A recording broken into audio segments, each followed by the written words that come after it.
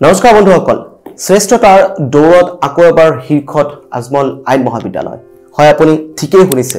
শ্ৰেষ্ঠতাৰ দৌৰত আকৌ এবাৰ শীৰ্ষত আজমল আইন মহাবিদ্যালয় নমস্কাৰ মোৰ নাম অমৰ খয়ম আৰু আপুনি চাই আছে আজিৰ প্ৰতিবেদন আৰু আমি আজিৰ প্ৰতিবেদনত আলোচনা কৰিম যে বিগত 3 বছৰ ধৰি কনজিকিউটিভলি আজমল আইন মহাবিদ্যালয় কেনেকুৱাকৈ গুৱাহাটী ইউনিভাৰ্চিটিৰ আন্ডাৰত এলএলবি বিএ এলএলবি কোৰ্সত সদায় টপ rank holder produce কৰিবলৈ সক্ষম হৈ আহিছে আৰু বন্ধুসকল বিগত 3 বছৰ ধৰি আজমল আইন মহাবিদ্যালয়ৰ যি সফলতা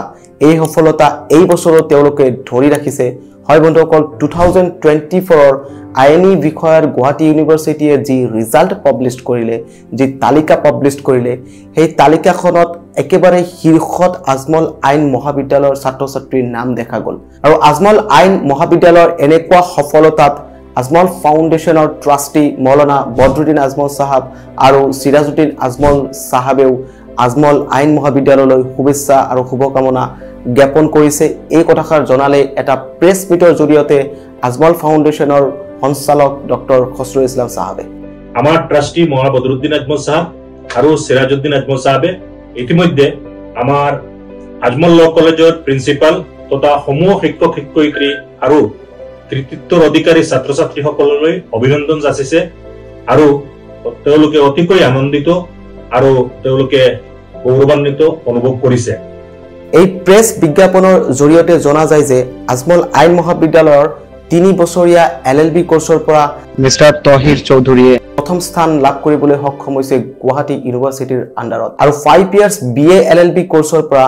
ইউসুফ আলী খান কুশিদা বেগম আৰু ৰিজৱানা বেগমে ক্ৰমে প্ৰথম দ্বিতীয় তৃতীয় স্থান লাভ কৰিবলৈ সক্ষম হৈছে গতিকে এইটো সঁচাকৈ গুটেই আজমল ফ্ৰেটাৰ্নিটিৰ কাৰণে এটা সুখবৰ এটা ভাল খবৰ বন্ধুসকল এই প্ৰেছ মিটত আজমল ফাউন্ডেশনৰ ডাইৰেক্টৰ ডক্টৰ খসৰুল ইছলাম সাহাবে আৰু জনায় যে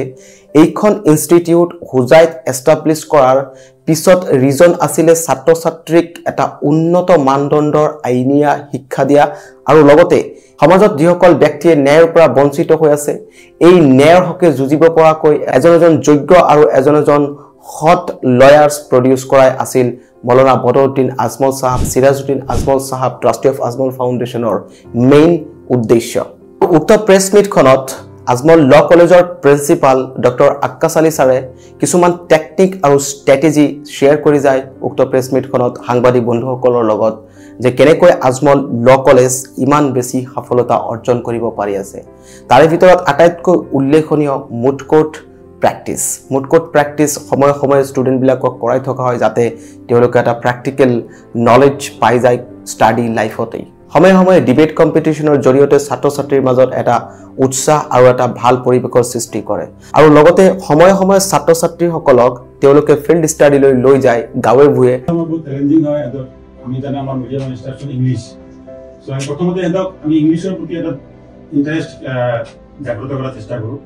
তাৰ কাৰণে বহুত ইনিচিয়েটিভ লয় স্পোকেন ইংলিশ এডভান্স ইংলিশ এইবোৰ আমি প্ৰথমতে আৰম্ভ কৰো আৰু তাতে আমাৰ ফেকাল্টিসকলে not a single class এটা মিস হবলৈ নিদিয়ে আৰু আমি পৰীক্ষাৰ অলমোস্ট এক মাহ আগতে গোটেই কোৰ্সখিনি কমপ্লিট কৰি দিওঁ spoken English presentation skills debates আৰু লগতে যিটো সামাজিক দায়বদ্ধতা ফিল্ড লিগেল এইড